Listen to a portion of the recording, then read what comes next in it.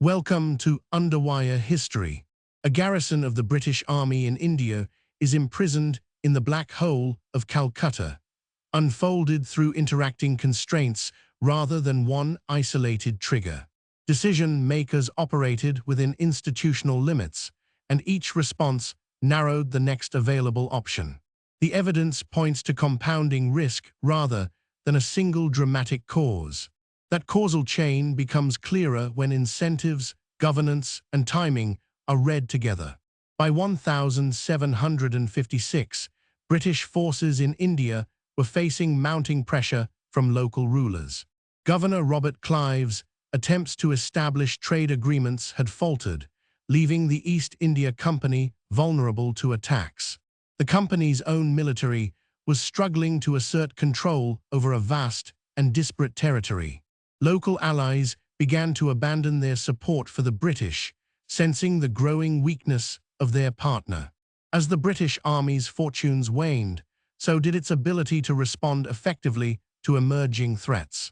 The East India Company's directors in London, meanwhile, were preoccupied with managing the company's precarious finances and navigating complex parliamentary politics.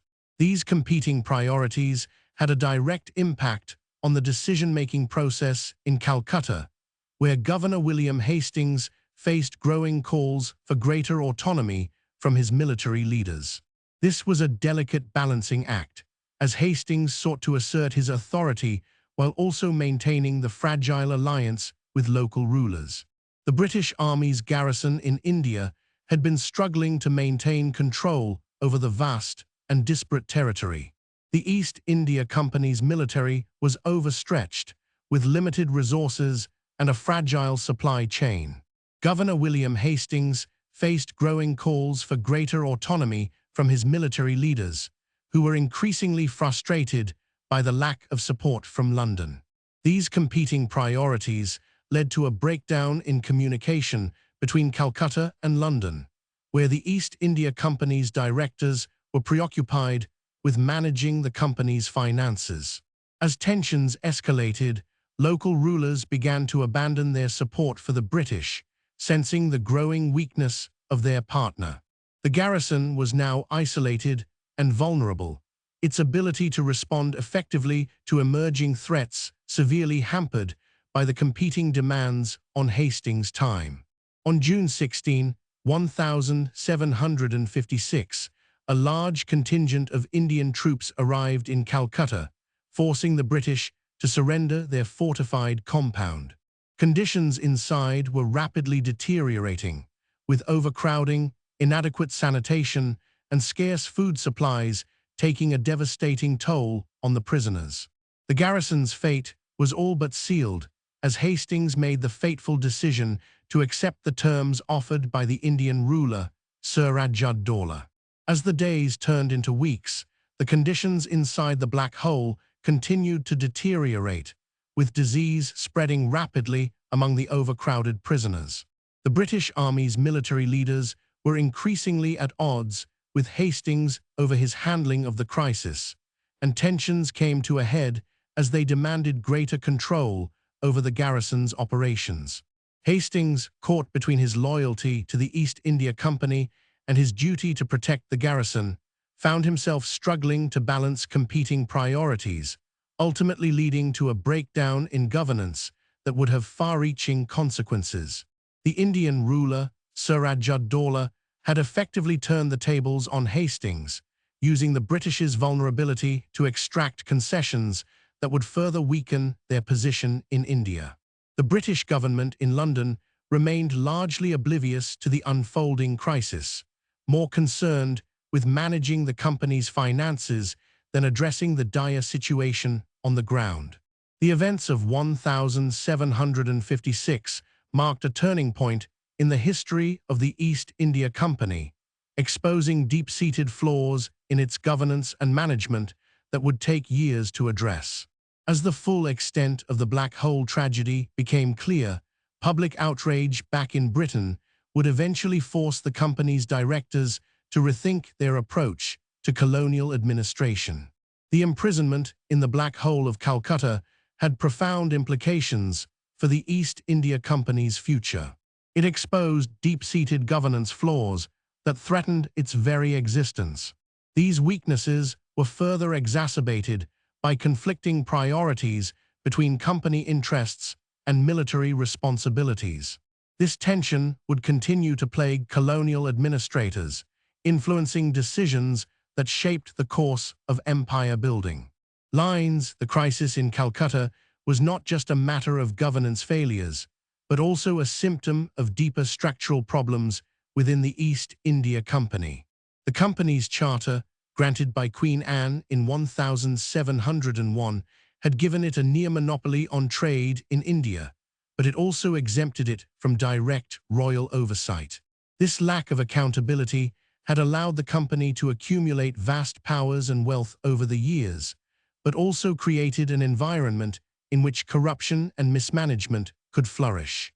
The British government's decision to support the company's expansion into India was driven by a desire to counter French influence in the region, rather than any genuine interest in establishing a colonial administration. In 1756, the company had around 3,000 European soldiers stationed in India, mostly concentrated in Bengal and Madras, but these forces were largely uncoordinated and often at odds with each other. The Indian subcontinent was home to numerous independent kingdoms and principalities, which the British sought to navigate through a complex web of alliances and diplomatic intrigue. Suraj ud-Daula's victory over the British at the Battle of Jiriyah in 1756 had dealt a significant blow to their reputation and credibility in India. The company's military commander, Robert Clive, was still trying to come to terms with the scale of the defeat, which had seen him forced to flee Calcutta and abandon his troops. The East India Company's finances were also under severe strain, thanks in part to its own profligate spending habits and the ongoing costs of maintaining a large military presence in India. Clive's subsequent decision to launch a surprise attack on the fort at Arcot in 1751 had initially met with success, but ultimately failed to bring about the decisive victory he had sought. The British government's lack of clear direction and oversight had allowed the East India Company to accumulate vast powers and wealth over the years, but also created an environment in which corruption and mismanagement could flourish. In 1764, the company was forced to pay a large indemnity to the Indian ruler, Shah Alam II, following its defeat at the Battle of Buxar. The subsequent rise of Warren Hastings, who would become Governor-General of India from 1773 to 1785, marked a significant shift in British policy towards greater emphasis on administration and governance. Hastings' efforts to establish a more coherent system of administration and justice in India were hindered by the company's own interests and the need to balance competing demands from London. The Indian subcontinent was increasingly seen as a strategic prize in the global struggle for empire, with European powers vying for control over trade routes, territories, and resources. The weight of defeat at the Battle of Buxar continued to bear down on the East India Company's finances, forcing it to pay hefty indemnities to Indian rulers and straining its already fragile relationship with the British government. The company's profligate spending habits had taken a toll on its bottom line, and the ongoing costs of maintaining a large military presence in India were becoming increasingly unsustainable.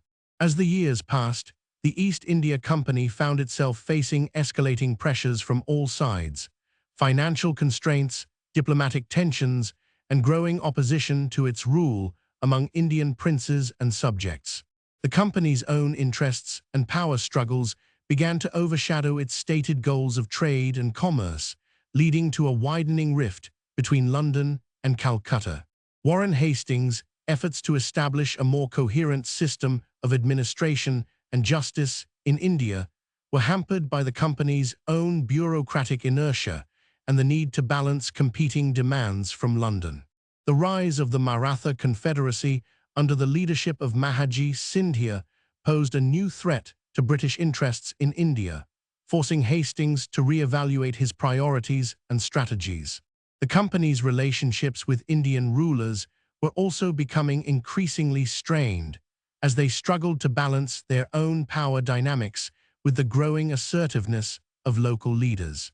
The specter of rebellion and uprising hung over the East India Company like a sword of Damocles, threatening to destabilize its grip on power in India at any moment. Despite Hastings' best efforts, the company's rule in India was beginning to resemble a house of cards, vulnerable to collapse from even the slightest disturbance. Hastings faced intense pressure from London to deliver greater profits and consolidate British control over key territories, but his plans were constantly thwarted by the complexities of Indian politics and the need to maintain delicate relationships with local leaders. The Governor-General's own position was precarious, as he struggled to balance competing demands from the British government, the East India Company's shareholders, and the growing assertiveness of Indian rulers and subjects. A key turning point came in 1780, when Hastings secured a crucial loan from the banker James Augustus Hickey, which allowed him to pay off some of the company's debts and fund his military campaigns against the Marathas. However, this influx of cash only papered over deeper structural problems within the East India Company, as its finances continued to hemorrhage money due to ongoing military commitments, administrative costs, and bribes to local leaders. The Indian princes, meanwhile, were becoming increasingly wary of British intentions, and some began to form alliances with each other in order to counterbalance British power and protect their own interests. The simmering tensions between the East India Company and its Indian subjects finally boiled over in 1781, when a rebellion led by the Nawab of Arcot broke out in Madras Presidency, forcing Hastings to deploy his military forces and contain the uprising. The suppression of this rebellion was a bloody and brutal affair, with British troops committing atrocities against Indian civilians and prisoners of war, further eroding the company's already tenuous legitimacy among local leaders. Hastings' troubles were compounded by the growing presence of French agents in India, who were secretly arming and supporting anti-British factions in a bid to destabilize the East India Company's rule. The Governor-General was aware of these efforts, but struggled to counter them effectively due to the complexities of Indian politics and the need to balance competing demands from London. As tensions escalated, Hastings began to rely more heavily on his military forces to maintain control, which further strained relationships with local leaders and exacerbated the company's financial woes. The fallout from this period was severe. The East India Company's reputation in India had been irreparably damaged. Its finances were on the brink of collapse, and its grip on power was tenuous at best. In London, the British government began to take notice of the deteriorating situation, and a parliamentary inquiry was launched to investigate the company's governance and financial management. The inquiry's findings would have far-reaching consequences for the East India Company and its leaders, including Hastings himself. Thanks for listening to Underwire History. Look forward to seeing you next time.